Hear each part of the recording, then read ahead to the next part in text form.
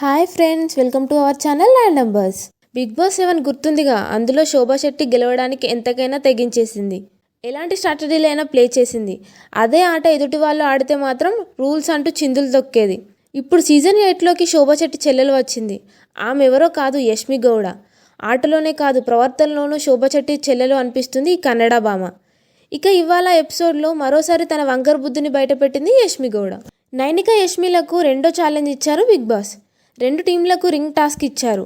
ఇరు టీంల సభ్యులు లైన్గా నిలబడి రింగ్స్ని చేతులతో టచ్ చేయకుండా కేవలం శరీరంతోనే తీసుకొని వెళ్ళాలని, ఎక్కువ రింగ్స్ని ఎవరు చివరి వరకు తీసుకుని వస్తారో వాళ్ళే విజేతలను ప్రకటించారు బిగ్ బాస్. నైనిక హెడ్ నుండి పడేసిందని అబ్బాయి అంటే అది మా స్ట్రాటజీ, హెడ్ నుంచి పడేయకూడదని బిగ్ బాస్ చెప్పలేదంటూ ఇచ్చి పడేశారు. అప్పటికీ సంచాలకుగా ఉన్న నిఖిల్ శరీరాల నుంచి తీసుకొని వెళ్ళాలన్నారు.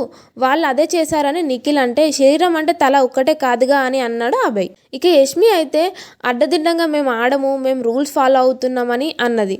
రూల్స్ గురించి, గేమ్ ఆడటం గురించి నైనికకి యష్మి చెప్పడం అయితే భలే కామెడీగా అనిపించింది. తాను గెలిచినప్పుడు చప్పట్లు కొడితే ఆనందించిన యష్మి గౌడ ప్రత్యర్థులు గెలిచినప్పుడు మాత్రం తట్టుకోలేకపోయింది.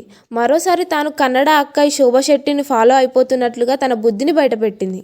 యష్మి గౌడ హౌస్లోకి అడుగుపెట్టినప్పటి నుంచి కూడా ఆమెను శోభా శెట్టితోనే పోల్స్తున్నారు. గ్రూప్లు కట్టడం కానీ, ఓటమిని తట్టుకోలేకపోవడం కానీ, ఆ మేకప్ విషయంలో కానీ అక్క శోభక్కనే ఫాలో అయిపోతుంది.